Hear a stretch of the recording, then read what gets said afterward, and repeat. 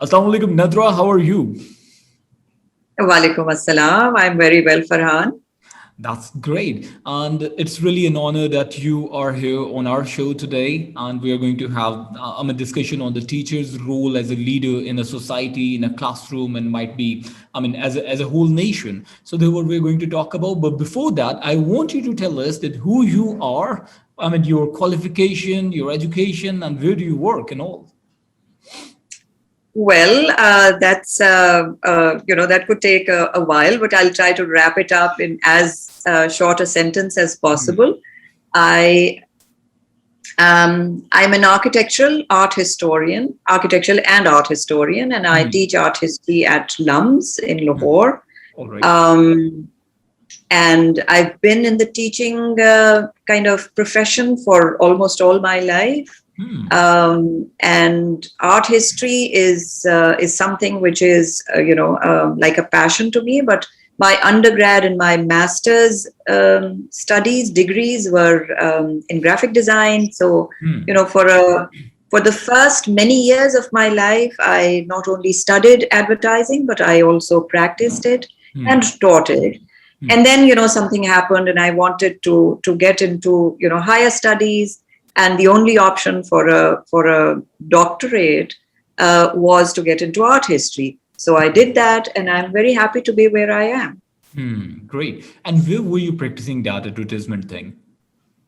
Advertising, I worked for Publicis. There was an advertising agency in Lahore. All right. It wasn't for a very long time, but a short stint. But I really enjoyed my life, and then I had the possibility of teaching advertising at NCBA in Lahore for again maybe a year and a half or something like that. Right. And then later setting up an advertising graphic design department at the Lahore College University, where I was 5 years. From that point onwards, the change in my life took place, and I'm really thankful to Allah for that. I got into my PhD studies, which were art history. So I started working on Sikh architecture, and finally my thesis resulted in a book that was published in 2018. Ever since then, it's been more and more research that keeps taking me to not only Sikh monuments of significance and our Sikh heritage, but also the Mughal heritage and every other bit of heritage that we have in Pakistan and in the region, and that is of great significance to us all. True. And this is what I teach, and this is what I try to draw my students' attention to take ownership of what we have in terms of our culture and our heritage, because this is the past is what defines us. It defines us today, and this is what we take into the future or send into the future if we're not there. Good, very good. Okay, and just as you worked in an advertising agency, and what made you come to this teaching profession? Because it's very common. People say that most of the teachers are the accidental teacher. They get the teaching profession just because they were not getting any other job. But of course, you were on a job, and you chose to join this profession. So how did that happen? Well, it's a very interesting story. When I was in my final year of my master's, the question did come up as to what I would do. I already had a family by that time. My daughter was young, and to be honest, I did not want to become a teacher because I thought the teaching profession, in the general sense of it, or the old-fashioned way of teaching, that the way it used to be was a kind of a monotonous job. You go to this class, you have a set syllabus, you keep repeating yourself day in and day out, and there is very little possibility for you to bring your own creativity to it.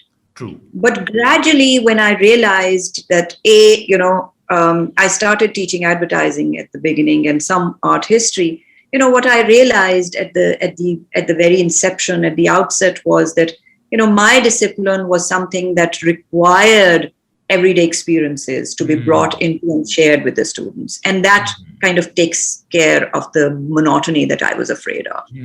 And, from that point onwards, there was never, no looking back. I really enjoyed teaching, interacting with young people is something that, kind of keeps on enhancing your own knowledge.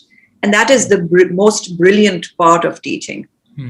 Great. Younger students every year, every semester coming in with their own worldviews, their own starry eyes, and their beautiful, brilliant smiles, and that just lights up your heart and mind. And you want to give them the best that you have, and you kind of keep on furnishing your own knowledge. You keep on polishing and burnishing it, so you can assist them go on with stepping on your knowledge to find more for themselves.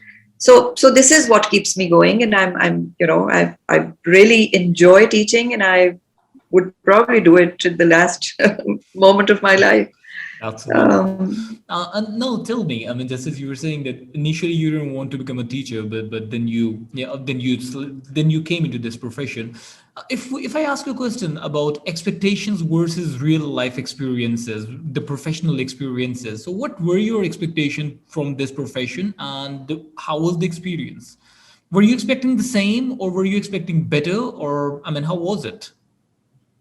I mean, things, of course, change as you grow old, as you experience different institutions. Each institution has its own, a certain environment that sometimes does not tally with what your expectations may be. So I've changed institutions, and finally I am in a place where, that I rate as the topmost institution in the entire world. I have my space, which is extremely important for a researcher and a teacher.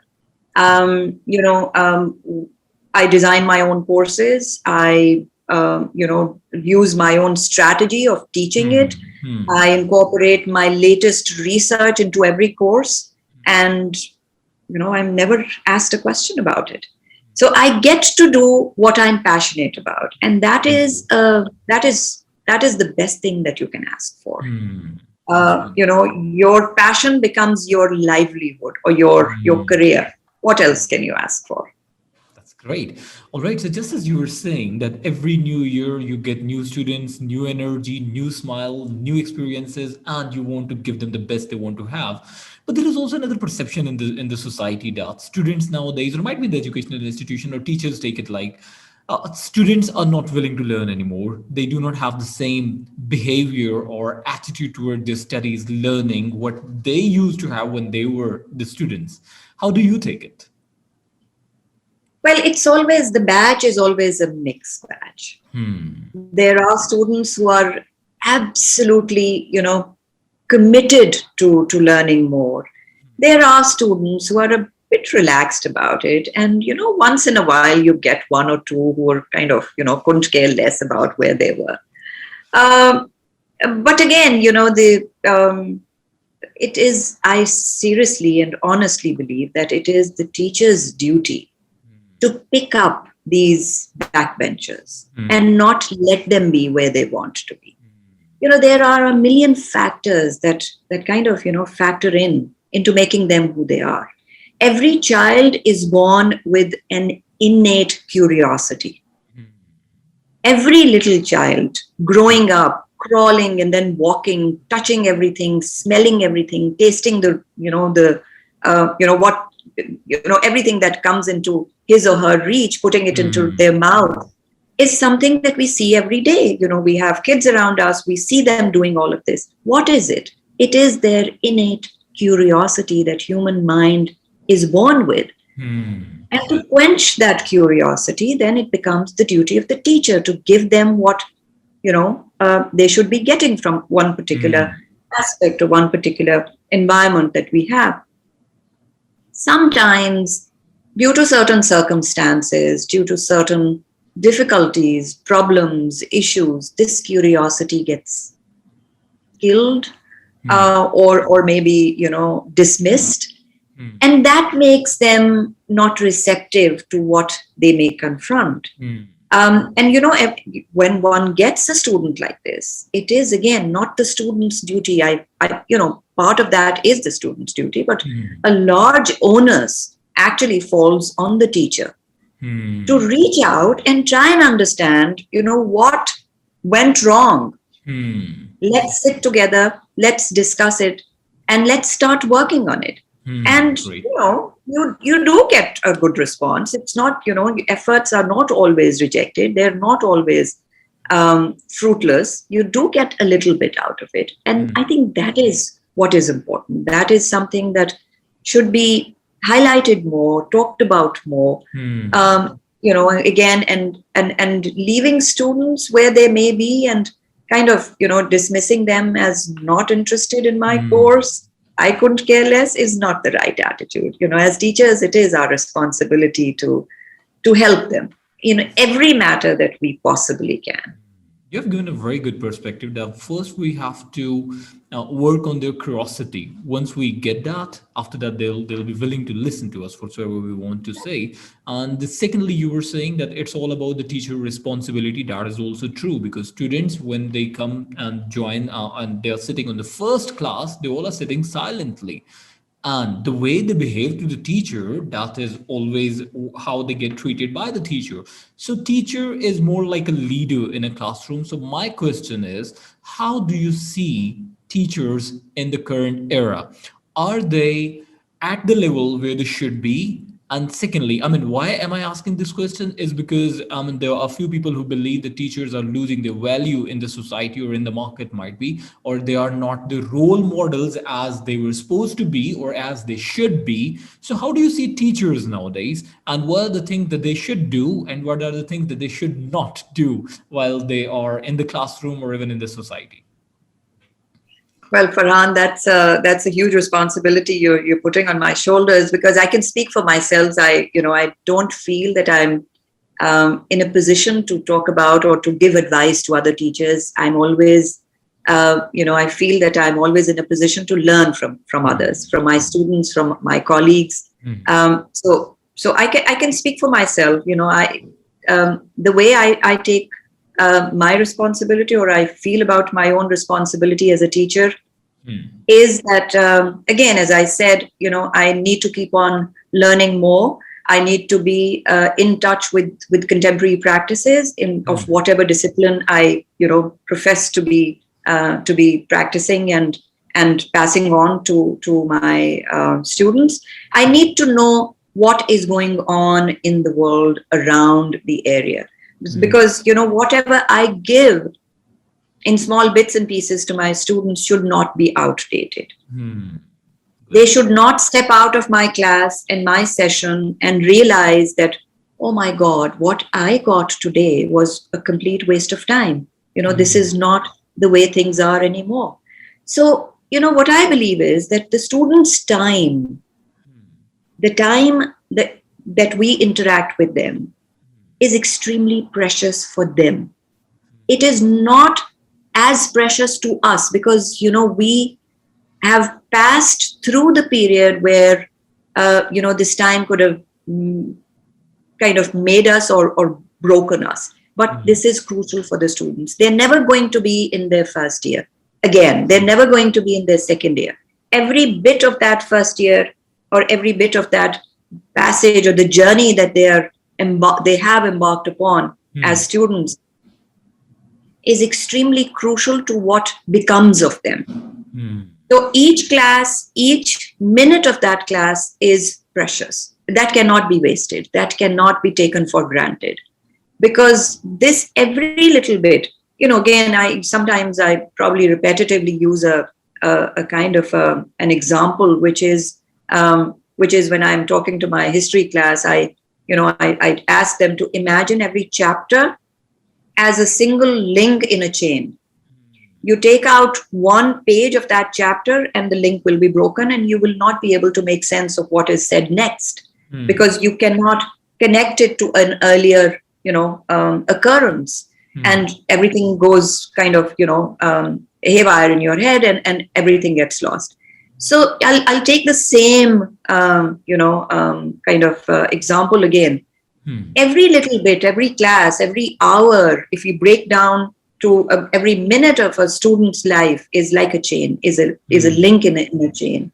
We break a lot of links in that chain. The chain is not going to pull anything. It'll be a small piece here and there. It won't have the strength that an unbroken chain would have. So I think teachers, I'm sure everyone does. But again, as we talk about these things, sometimes that certain ideas and certain concepts that are lying latent in one's head come to the fore, and then one starts paying more attention to it. So I think it's the teacher's duty to really care that the time that he or she has with the students is extremely precious from the student's perspective. And we have to disseminate. We have to give them what they've come to us. We cannot waste any of it. And again, there are many aspects and many angles of looking at what this wastage could mean as, giving them outdated knowledge, giving them, not inspiring them enough to take up a challenge or an assignment is also, being unfair to them. One has to make it enticing. One has to make it, pitch it as something which is going to bring about a major change in their understanding of that particular topic. And then, pushing them to wherever you can push them, because one has to, kind of challenge the curiosity, as you said, to an extent where they want to take charge of a situation. And once the students take charge, then there is no going back. Then they would, this challenge would propel them forward. So this is the energy that you have to invest in a teaching session. You don't bore them to death, in your monologue. If I continue saying whatever is in my head without encouraging my students to come and ask questions, they're definitely going to fall asleep and or just leave my session, whether physically walk out of the classroom or just switch off their mic and camera if it's an online session. And, they'll kind of say, this crazy professor, whatever, who cares? Yeah. I have better things to do in life. But, if you continue to engage them, if you continue to make them smile, you crack a joke once in a while, you put in an act for a minute, or you ask them to sing a song for you. That keeps the conversation going. It keeps, and within that conversation, you pass on the content that is important. You encourage them to read more. You invite them to express their own impression of whatever it may be. And it works for both the parties. It works for the students. It works for the teacher as well. That's wonderful. So, this is this is another side that you are showing today, because in the institutions, what happens, teachers are not allowed to do other things. Just as you were saying in the beginning, that we are supposed to follow one syllabus structure in the classes, and we are always get questioned on the basis of that. That could be the reason that teachers are always so bound to talk about the content only, and they cannot create the bonding, the relationship with the student, and they lose that. But yeah, that's a good suggestion that we should do it, and we should be working on the relationship first, and then the content comes on the second priority. Moving on, just as you were saying, that teacher should not be providing the outdated data, obsolete information to the student. Now, this is also, this takes us toward the education system. This takes us toward the courses. This takes us toward the teacher's own knowledge. And just as you were mentioning that your field is so fortunate that you have to get new knowledge and you have to get new experiences every day so that you would be able to share those things with your students. What about those subjects where these things are not possible and teachers take it like, even if we talk about mathematics, if we talk about English, if we talk about Urdu, Pakistan studies and all, and they say, this is the same course. This is the same course outline we're following every year. There's nothing to brush up our own skill. There's nothing to learn more. There's nothing to get more knowledge and all. How about those teachers, those subjects? What would be your suggestion to the teachers and to the institutions, or might be to the syllabus, the people who are setting the syllabus might be the education department as well? Well, Farhan, the first thing is that all of these disciplines that you've named are about human beings, right? Urdu is the language, people speak it. People True. speak it in a variety of different ways. We Hmm. have a very rich heritage of Urdu language and literature. So I cannot, for a fraction of a second, imagine this to be a dull interaction. The syllabus may be the same. It may be kind of 100 years old, but you pick up a book that was published 200 years ago, and I'd be the most enthusiastic reader of that old text, because it would tell us about people who wrote it, about their Right. lives, about their perspective, their worldviews. Hmm. So how can that be dull?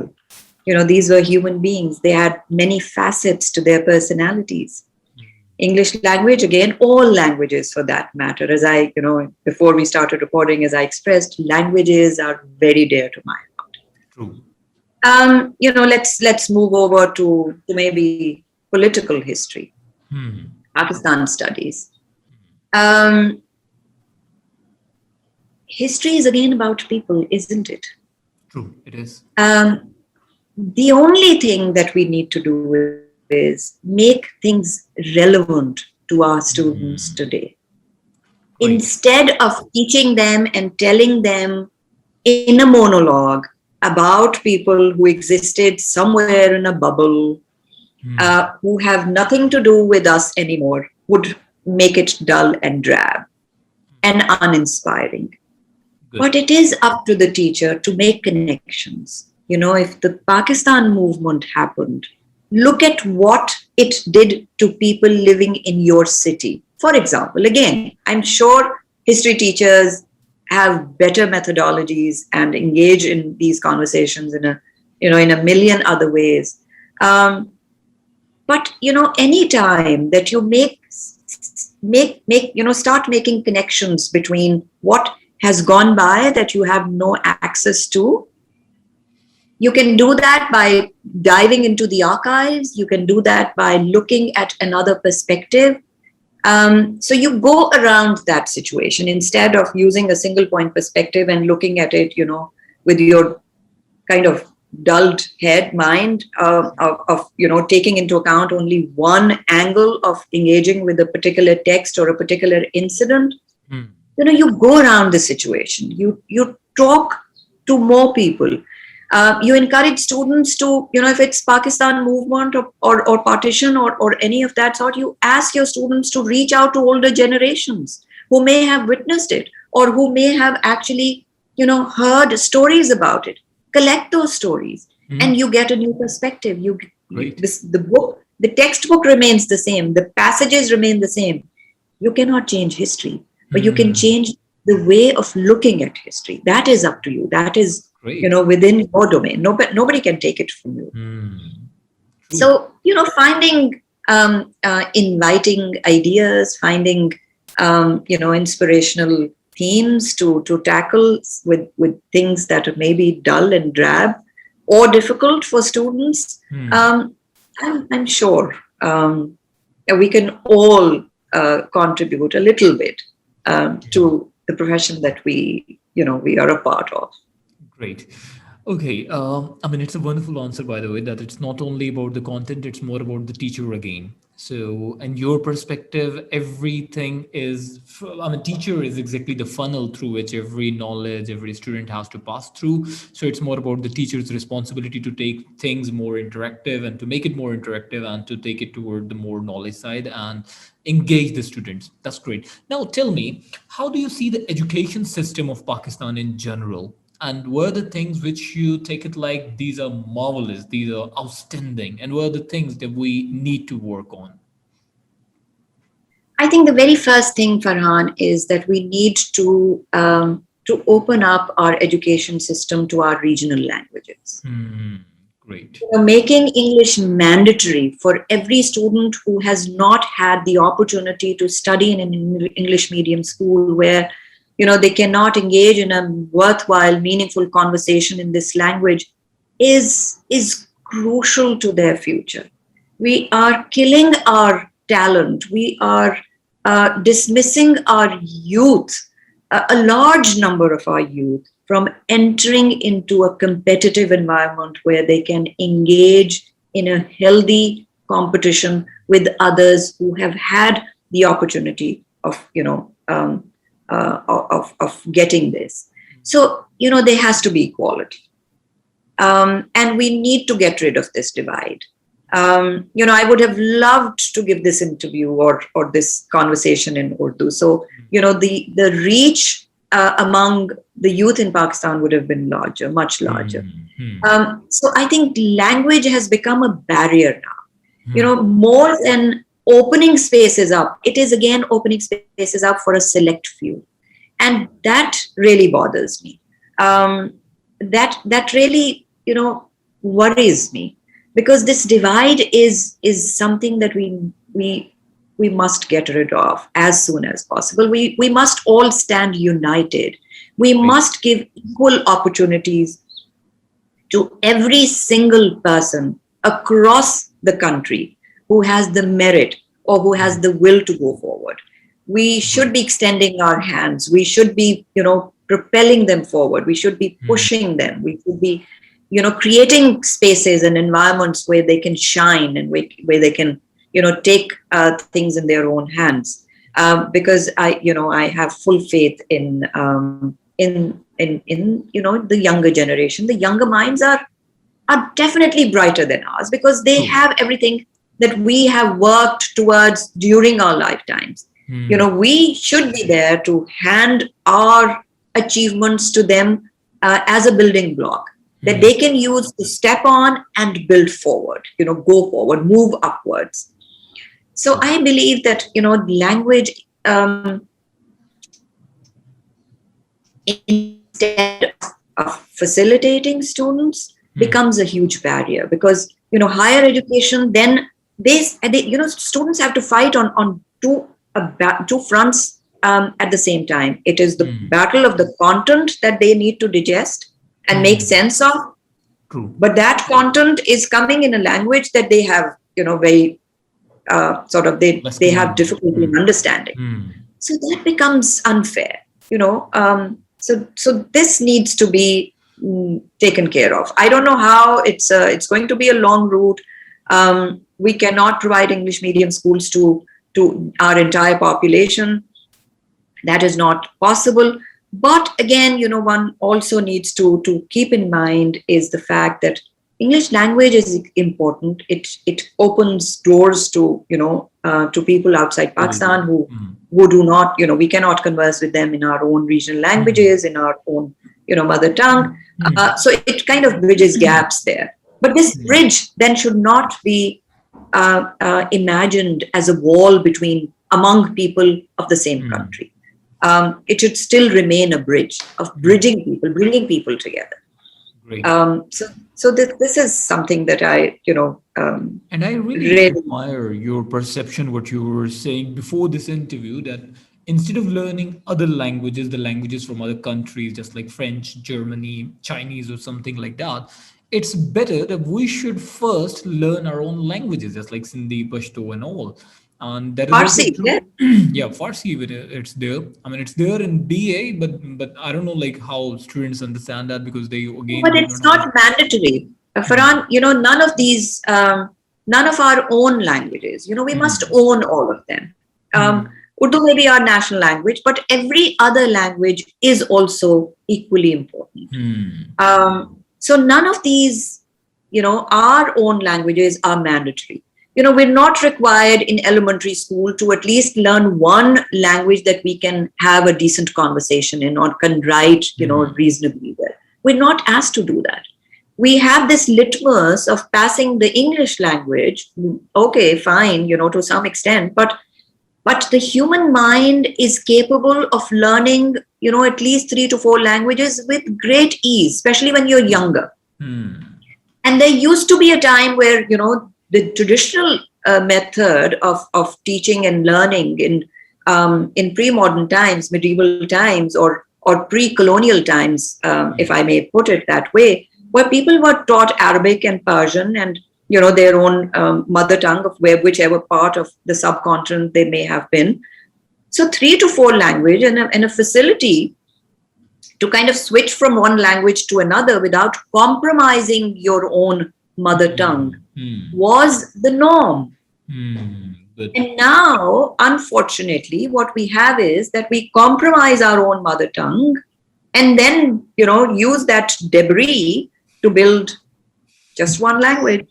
So that is not fair. In Hmm. all honesty, that is not fair That's because correct. we're losing out on our own identity. We are gradually growing as a nation that is unhappy with themselves. We're Hmm. unhappy with the way we look. We're unhappy with the way we dress. Hmm. Why? I think the root cause is that we're unhappy with our language. If we Hmm. start taking pride in our language, we will start taking pride in everything that the language brings to us. Hmm. And what does it bring? It brings people close to each other. You start accepting people, they become a close part of your life. And with people come in their own habits, their own cultures, everything that they do, and, in a regular day to day life. So you become you accept all of that, you start respecting that, and that creates bonds. And Great. these bonds are missing in our, Hmm. at least in Pakistan, from one region to another. Well, So these bonds need to be strengthened. well, Nadhra, I was having an interview with with a lady from British Council. That was day before yesterday, and she is also a English language trainer. And she was saying people come to me and they say we want to learn American accent, and she said, I asked them, why do you want to learn American accent? Are you American? Do you live in America? You live in Pakistan. Why do you want to adopt that? I mean, why do you want to copy that accent? Of course, I mean, speak the way you can. I mean, English in Pakistan, it has its own accent. In India, they have their own accent. Accept the way you are. I mean, this is also bit this is a true dilemma we have in our society, that we are just trying to be someone else, and we don't want to be what we are. We don't want to accept that, and we don't want to work on that. We don't want to understand, define it what we are, and where we can reach. That's true, it's a very good Farhan, suggestion of yours. we need to again, give this particular situation a historical perspective. Hmm. um, this historical perspective can unravel the reasons behind this. Hmm.